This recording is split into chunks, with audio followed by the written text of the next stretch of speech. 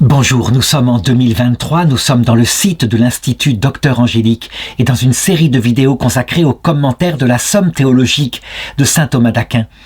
J'en suis rendu toujours dans le commentaire de la Somme théologique, dans le supplément à la Somme, celle que saint Thomas d'Aquin n'a pas écrit, et dans le traité de l'Église, avec cette dernière question, la question 78, qui me permettra de terminer le traité de l'Église à l'école du Concile Vatican II, de la Constitution dogmatique Lumen Gentium qui traite de l'Église. Et je voudrais par là introduire avec cette question 78 le traité suivant, qui n'a pas non plus été écrit par saint Thomas d'Aquin, le traité de l'eschatologie, puisque le titre de cette question c'est celui-ci, le caractère eschatologique de l'Église qui est en marche pour son union avec l'Église du ciel. Ce sera une question qui se contentera de 3 articles avec le premier qui demande « Est-il vrai que l'Église de la terre n'est que provisoire et qu'elle est en vue d'être unie un jour à l'Église céleste ?» Je voudrais donner un argument d'autorité qui vient de saint Paul, 1 Thessaloniciens chapitre 4 verset 16, « Car lui-même, le Seigneur, au signal donné par la voix de l'archange et la trompette de Dieu, descendra du ciel, et les morts qui sont dans le Christ ressusciteront en premier lieu. Après quoi, nous les vivants, qui serons encore là sur la terre, nous serons réunis à eux et emportés sur les nuées pour rencontrer le Seigneur dans les airs. Ainsi, nous serons avec le Seigneur pour toujours. » Et donc, nous voyons bien que cette vie terrestre, cette présence en l'absence du Seigneur, nourrie par l'Eucharistie, est un temps provisoire qui s'arrêtera soit à l'heure de la mort, soit à la fin du monde pour la dernière génération qui sera sur terre. Lorsque notre Seigneur est mort sur la croix et qu'il a dit « tout est accompli », il a parlé en fait de ce qu'il avait accompli en ce qui concernait son côté de l'alliance. Le fait que, donnant tout à l'homme, donnant l'amour du Père, eh bien, il n'y avait rien à ajouter. Cependant, il est évident que de notre côté à nous, tout était à faire. Certes, dans le cœur de la Vierge Marie, qui était là, qui nous représentait à la croix, par son oui, on peut dire qu'en elle, tout était accompli encore. Quoique, le Seigneur refusa de la prendre immédiatement avec lui, le jour de sa résurrection, et de l'emporter dans l'autre monde. Il décida pour elle qu'elle devrait rester quelque temps sur la terre, afin de suivre le même chemin pour un temps que suivraient ses enfants et de les accompagner. Et ce chemin consista pendant peut-être 10, 12, 15 ans à vivre avec son apôtre Saint Jean de l'Eucharistie, donc du pain du désert, tandis que le Seigneur s'était caché à son âme et qu'elle passait par la nuit intérieure de l'esprit. Elle, Immaculée Conception, mourut, dit le pape Jean-Paul II, alors qu'elle n'aurait pas dû mourir, étant intacte de tout péché. Elle fut mise au tombeau, y resta 3 jours afin que le Seigneur vint la chercher, son âme étant descendue dans l'Hadès, chemin que suivent tous les hommes, le passage de la mort, et qu'il la ressuscite pour l'emporter corps et âme dans l'éternité, où il la couronna reine. Eh bien, ce qu'a vécu la Vierge Marie, qui est notre mère, c'est exactement ce que nous devons vivre, parce que, de notre côté, les choses se développent peu à peu, nous sommes dans la nature humaine. Le Seigneur a voulu, pour le moment, pour le temps, entre son absence, donc son ascension, et puis son retour dans la gloire, nous laisser sur la terre, nous laisser soumis, et je dirais, à des faiblesses, au silence, dans l'obscurité de la foi, avec comme nourriture, pour ce temps, les sacrements, avec cette Église visible autour d'une hiérarchie qui représente le Christ, mais qui n'est pas le Christ parfaitement vu face à face. Et donc on le voit, le but de l'Église, la finalité de l'Église n'est pas de s'installer sur la terre, loin de là. Sa finalité entière, c'est comme une épouse dans le Cantique des Cantiques, elle cherche à rejoindre son époux et elle ne le rejoindra que par le passage de la mort, lorsqu'il viendra nous chercher et qu'il nous apparaîtra accompagné de l'Église céleste. Le retour du Christ dans la gloire, je le montrerai dans le traité de l'eschatologie, il se passe bientôt. Ça veut dire d'abord à l'heure de la mort de chacun, chacun voit le Christ lui apparaître. mais aussi pour la dernière génération qui viendra sur terre et qui connaîtra aussi des temps de purification, le silence de Dieu, la puissance de l'Antéchrist, afin qu'elle expérimente ce en quoi consiste le fait de vivre loin de Dieu pour un temps. Le Christ viendra dans sa gloire et balayera ce monde de l'Antéchrist, nous dit saint Paul dans la deuxième épître aux Thessaloniciens au chapitre 2. Je voudrais maintenant donner quelques objections, et la première consiste à dire que, à la suite de mai 1968 et du Concile Vatican II, certains théologiens en Europe consistèrent à dire que, pas du tout, ce que le Seigneur veut, c'est notre bonheur ici-bas. Il a prêché de manière à ce que nous construisions dès ici-bas, et c'est ça qui compte, un monde juste, un monde parfait. Et donc, il serait vain d'attendre une réalisation dans un autre monde hypothétique. Je répondrai que la concomitance du Saint Concile Vatican II avec les 20 années qui suivirent les 2 guerres mondiales atroces qui ruinèrent l'Europe explique que se soit levée une génération qui ne voulait plus entendre parler de tout ce qu'avait été fait par le passé et qui rejeta et les patries, mais aussi la religion, en voulant construire ici-bas le monde où elle serait heureuse. C'est une génération donc avec certains théologiens qui la suivirent, comme par exemple Hans Küng, qui prétendit que l'évangile se réduisait à chercher le bonheur sur terre, une sorte d'humanisme quasiment sans Dieu. Il ressemble à ces étoiles qui tombèrent sur la terre et dont parle l'Apocalypse, c'est-à-dire qu'au lieu d'indiquer la direction du ciel et de nourrir les âmes par la charité et l'espérance de la venue du Christ, eh bien, les nourrissaient finalement d'une nourriture qui ne nourrit pas, avec une église faite d'humanisme, une sorte de valeur chrétienne séparée du Christ. Et donc, il se produisit ce qui devait se produire pour tout sarment qui n'est pas branché sur le cep de la vigne. Ces branches desséchèrent, elles perdirent leur vitalité, elles ne produisirent aucun fruit. Ces gens vieillirent très vite et à un moment donné, séparés de l'espérance théologale, eh bien, leur vie devint quelque chose de gris et de triste, comme le montra par exemple le théologien Hans Küng, qui ne croyait plus au sens rédempteur de cette souffrance qui le préparait par le passage de la mort à l'autre monde, essaya de demander l'euthanasie afin, je dirais, d'éteindre sa vie qui n'avait plus de sens puisqu'il était devenu très âgé et malade de la maladie de Parkinson. On le voit, au contraire, le pape Jean-Paul II, atteint de la même maladie, fit de sa mort une sorte de chemin d'espérance théologale, en expliquant que, certes, il ne fallait pas s'acharner pour survivre éternellement sur terre, mais que chaque instant de ce qu'il vivait, de la dégradation de son corps, le préparait dans son âme à l'union avec le Christ, en façonnant son âme dans la pauvreté.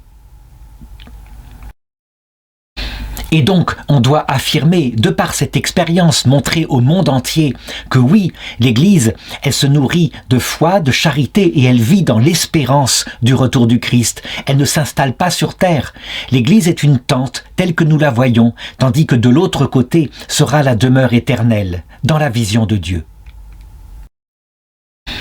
Deuxième objection. À force d'attendre quelque chose dans le futur et le bonheur éternel, et donc de regarder la terre comme quelque chose de passager, de vain, sur lequel il ne faut pas s'attarder, est-ce qu'on ne risque pas finalement de négliger notre devoir, d'aimer dès maintenant notre prochain, d'aimer dès maintenant le Seigneur, et donc de créer, comme le demande notre Seigneur dans le Notre Père, le royaume de Dieu dès cette terre et dans l'autre monde? Je répondrai que l'espérance théologale qui nous fait aspirer à la venue du Christ et à la rencontre avec lui où nous le verrons de nos yeux, loin d'étouffer la foi et la charité qui s'exercent dès maintenant, au contraire, elle lui donne toute leur force. En effet, nous ressemblons quelque part, lorsque nous vivons de l'espérance théologale, à une fiancée qui certes est heureuse parce que son fiancé lui a promis le mariage, et même s'il s'est absenté, par exemple, il est allé au combat parce qu'il y a la guerre, elle sait qu'il reviendra. Mais évidemment, ce qui la fait vivre, ce qui lui donne la joie, c'est la certitude que parce que la guerre est finie, il va bientôt revenir, il va arriver dans la maison, ils se marieront. Eh bien, on le voit, l'espérance théologale n'éteint pas du tout les efforts que nous faisons sur terre, loin de là, mais nous les faisons parce que nous savons qu'il prépare la victoire éternelle qui arrive bientôt. Que serait une fiancée qui, comme ça, dans sa maison, son fiancé n'étant pas là, dirait « Je n'ai besoin de rien d'autre, je suis heureux, il m'a promis fidélité, j'ai tout, il ne me manque rien ». On dirait « Mais il y a quelque chose qui ne va pas dans son comportement ». Eh bien, ainsi pour des catholiques qui vivraient de la foi, de la charité et qui n'auraient plus l'espérance théologale. Troisième objection, on voit bien que notre Seigneur en Matthieu 7, 21 dit « Ce n'est pas en me disant « Seigneur, Seigneur » qu'on entrera dans le royaume des cieux, mais en faisant la volonté de mon Père qui est dans les cieux. » Et donc, ceux qui vivent en attendant la révélation du Christ, qui n'attendent rien d'autre, sont un peu comme ceux qui, à l'époque de Saint Paul, parce qu'ils croyaient que le retour du Christ allait être demain, ne se mariaient plus, et Saint Paul fut obligé de les corriger. Donc on voit bien, l'Église n'est pas en marche vers une espérance plus tard, mais dès maintenant, elle réalise sur terre l'espérance eschatologique. Je donnerai la même réponse que pour l'objection précédente. Il y a 3 vertus théologales, dont l'une d'elles est la charité. Et la charité, dès maintenant, elle est vécue. En ce sens que le Seigneur, nous l'aimons par la prière, mais nous sommes invités par le Seigneur à aimer en acte notre prochain, et donc, par la charité, à construire ici-bas un monde plus juste. Mais cependant, il faut le reconnaître, si la charité se coupe de la foi et de l'union au Christ, elle devient à ce moment-là une sorte d'humanisme, une sorte de philanthropie qui n'a plus sa racine au ciel et qui meurt de sa belle mort. Et c'est ce qu'a montré l'Église d'Occident en se coupant du Christ après les années 70. L'article 2 demande « Y a-t-il une communion dès maintenant entre l'Église du ciel et l'Église de la terre ?» Je donnerai comme argument d'autorité cette phrase de Sainte Thérèse de l'Enfant Jésus juste avant sa mort le 17 juillet 1897. « Oui, je veux passer mon ciel à faire du bien sur la terre. Ce n'est pas impossible puisqu'au sein même de la vision béatifique, les anges veillent sur nous. » Comme je le montrerai dans le traité de l'eschatologie, en réalité, il n'y a qu'une seule création, un seul monde, et ce monde est créé par Dieu en vue de fabriquer une Église qui lui soit unie par la charité et qui demeurera dans la vision béatifique pour l'éternité. Nous sommes sur terre et bien qu'il soit interdit pour le moment de forcer le ciel pour, je dirais, faire apparaître ceux qui sont de l'autre côté, par exemple en pratiquant du spiritisme, de même que la règle générale de la part des habitants du ciel est de ne pas se montrer sur la terre visiblement, eh bien ceci n'est que pour un temps. La réalité c'est que la communion est totale et que il y a des âmes qui sont déjà dans le paradis avec les anges dans la vision béatifique et elles viennent sans cesse auprès de nous, invisiblement, pour nous apporter les grâces et pour nous aider à franchir les étapes qui nous conduiront à la vision béatifique et à venir à notre tour, portant en nous le paradis pour aider ceux qui seront encore en chemin.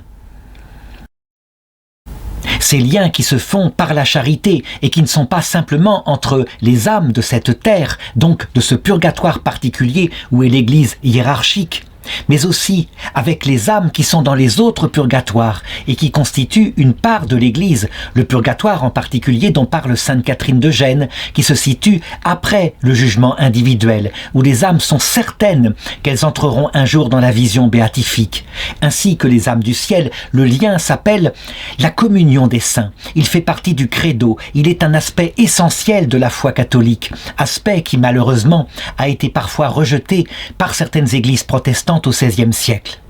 parce qu'elles ont considéré que les âmes séparées de leur corps dans l'autre monde dormaient. Elles n'étaient pas conscientes du tout, alors que nous savons, nous, le Christ l'a montré. Non, elles sont vivantes, toutes autant qu'elles sont. Et le Seigneur non seulement le démontre en faisant apparaître devant nous Moïse et Élie le jour de sa transfiguration, mais en mettant en scène, Abraham, dans le sein d'Abraham avec Lazare, et puis même le riche, qui est, d'après le pape Benoît XVI, dans Spésalvi 44-45, dans un degré du purgatoire qu'on appelle l'Hadès. Et on voit,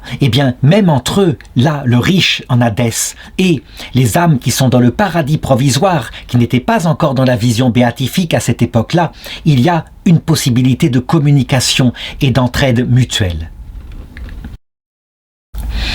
Le Saint Concile Vatican II ne se contente pas de montrer l'aide que peuvent nous apporter les personnes du paradis pour nous aider à franchir des étapes. Il insiste aussi sur notre possibilité à nous qui sommes sur terre d'aider par notre offrande, par nos prières, les âmes qui ne sont pas encore dans la vision béatifique.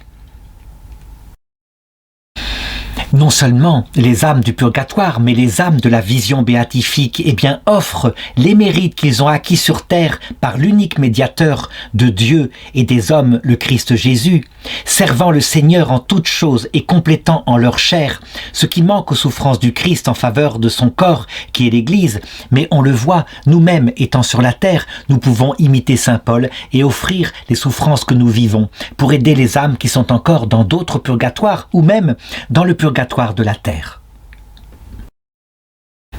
Je voudrais maintenant donner quelques objections et la première consiste à dire que non, il semble qu'il y ait une séparation entre ces deux mondes. D'ailleurs, on le voit même dans l'autre monde, il semble y avoir une séparation entre l'Hadès, où était le riche, et puis le sein d'Abraham, où était le pauvre Lazare. Par exemple, Abraham dit au riche « Et ce n'est pas tout ». Luc chapitre 16 verset 26, « Entre nous et vous, un grand abîme a été fixé, afin que ceux qui voudraient passer d'ici chez vous ne le puissent, et qu'on ne traverse pas non plus de là-bas chez nous. » Alors je répondrai que d'abord, de manière visible, effectivement, il y a une séparation et notre âme étant présente sur la terre, dans notre corps, ne voit pas les anges et ne voit pas non plus les saints du ciel. Je dirais que c'est pour un temps et effectivement, la règle générale, c'est que Dieu nous soumet ainsi à ce passage dans le désert, dans cette vallée de larmes qu'est la terre, afin de façonner notre cœur dans l'humilité. Cependant, il ne faut pas croire que, invisiblement, cette séparation est totale, comme je l'ai dit dans le 7 contrat avec Sainte Thérèse de l'Enfant Jésus, qui passe son ciel à venir sur terre nous visiter et qui parfois, d'ailleurs, quand c'est nécessaire, obtient de Dieu la possibilité de nous apparaître. Elle a fait plusieurs miracles de cette façon-là. De même, si la plupart des pères de l'Église et presque unanimement ont déclaré que le riche de la parabole était en enfer, le pape Benoît XVI, quant à lui, dans son encyclique Spe Salvi, au numéro 44-45 en 2007, indique que manifestement, peut-être, à partir de cette vision-là du riche, il y a un état qui a été défini, un état dans lequel manque encore la sentence finale. Ça veut dire un état qui est avant le jugement individuel, où la personne est en train d'apprendre encore dans un purgatoire qui prolonge cette vie terrestre. Et il ajoute, c'est ainsi que s'est développée petit à petit la doctrine du purgatoire. Et effectivement, quand on voit l'attitude du riche qui est repentant, qui a manifestement changé d'avis, il n'est pas dans l'enfer éternel, il est dans un purgatoire, il souffre terriblement, mais il aura possibilité d'être sauvé puisque son âme, véritablement maintenant prie pour ses frères, a compris le mal qu'il avait fait. Deuxième objection, il semble au contraire, comme l'affirment certains protestants, qu'il ne peut y avoir aucun contact entre nous qui sommes dans l'église de la terre et l'église du ciel, puisque, on le voit dans Lévitique 20-27, il est dit « L'homme ou la femme qui parmi vous serait nécromant ou devin », ça veut dire qu'il ferait apparaître les morts. Ils seront mis à mort, on les lapidera, leur sang retombera sur eux. Ce qui signifie dans le Nouveau Testament qu'il y a un péché mortel à aller vers les morts, à leur parler.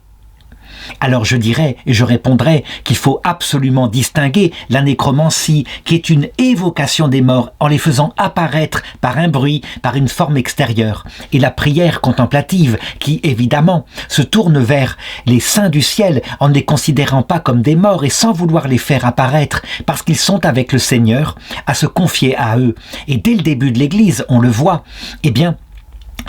les saints se réunissaient autour des tombeaux des martyrs pour se confier à eux et eux intercédaient pour eux. C'est ainsi que se développa dès le concile de Nicée au IVe siècle dans le credo la foi dans la communion des saints. Quant à l'apparition du ciel visiblement et que nous verrons de nos yeux, alors effectivement, habituellement ce n'est pas de cette vie, sauf exception des initiatives du ciel, et ils sont libres, mais c'est habituellement plutôt à l'heure de notre mort que cela se passe. Le Seigneur vient avec les anges et les saints. Il nous guérit alors du fomes peccati pour une autre étape de notre vie, qui est le couronnement de cette vie, à savoir, en fonction de ce que nous nous sommes fait dans cette vie, avec l'aide des sacrements, dans l'Église pérégrinante, eh bien, choisir notre destin éternel, nous tourner vers le Christ définitivement. Et l'article 3, enfin, demande s'il y a des rapports de l'Église du ciel vers nous, en nous envoyant la grâce, est-ce qu'il y a des rapports de nous, Église de la terre, vers l'Église du ciel ? Alors je répondrai avec un argument d'autorité pour bien montrer cette capacité que nous avons depuis la terre, ce premier degré du purgatoire, pour aider les âmes qui sont dans d'autres purgatoires dans l'autre monde, et ce, dès l'Ancien Testament. Par exemple, dans le 2e livre des Maccabées, au chapitre 12, il est raconté comment, à un moment donné, lors d'un combat contre les Grecs, les combattants de Judas Maccabée eurent des morts et trouvèrent le lendemain, en ramassant les corps qu'ils portaient autour du cou, eh bien, une amulette à un dieu païen. Ils comprirent pourquoi ils étaient morts pendant le combat. Mais loin de se désespérer, puisqu'il y avait eu un péché ici, d'association, d'idolâtrie, au contraire, ils se mirent en prière, Maccabée 12, 42,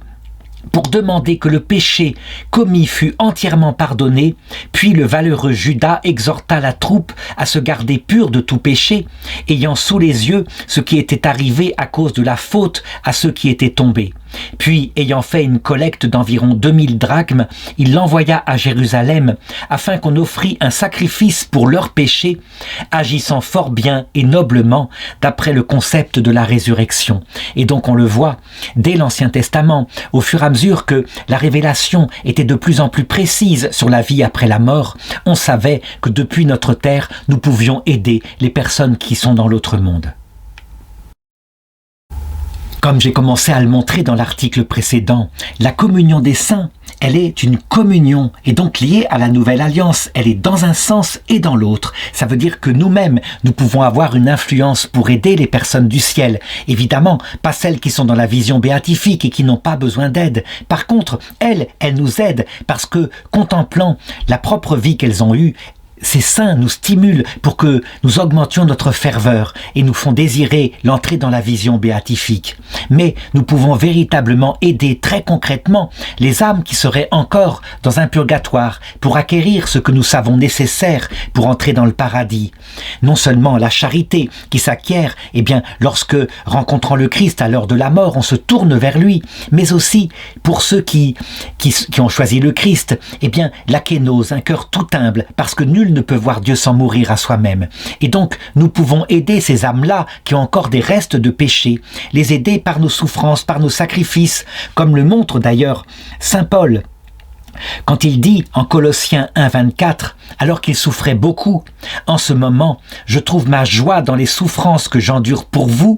et je complète en ma chair ce qui manque aux épreuves du Christ pour son corps, qui est l'Église. » Ce qui veut dire très concrètement que ces souffrances, il les offrait au Christ, non seulement pour les hommes de la terre qui ne connaissaient pas encore le Christ, mais encore pour ceux qui étaient dans l'autre monde, dans les périodes du purgatoire.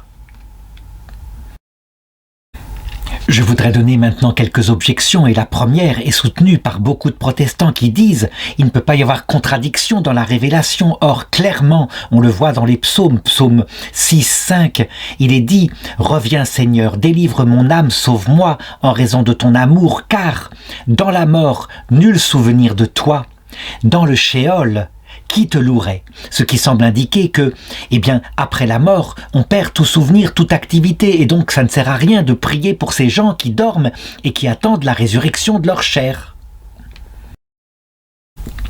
Je montrerai dans le traité de l'eschatologie que, même maintenant, pour certaines âmes qui ne sont pas prêtes à rencontrer le Christ, il peut exister un temps entre ce monde et l'autre, qui sont dans le Sheol, qui sont comme cela, et comme le dit le pape Benoît XVI, n'ont pas encore reçu la sentence finale. Elles errent donc dans la mort, elles y restent beaucoup plus longtemps qu'elles auraient dû, et de cette façon-là, le Seigneur peut développer en elles ce qui leur manque pour la rencontre avec le Christ. Et là, effectivement, pour elles, il n'y a que tristesse, errance. Mais on peut tout de même prier pour elle, comme on le voit. Quand on entend parler, par exemple, d'une âme comme ça qui est errante, et saint Malachie en parle à propos de sa sœur, eh bien on peut offrir pour elle des prières et invoquer la Vierge Marie pour qu'elle vienne les chercher, qu'elle les introduise dans l'autre monde. Et si elles sont prêtes, la Vierge Marie le fera.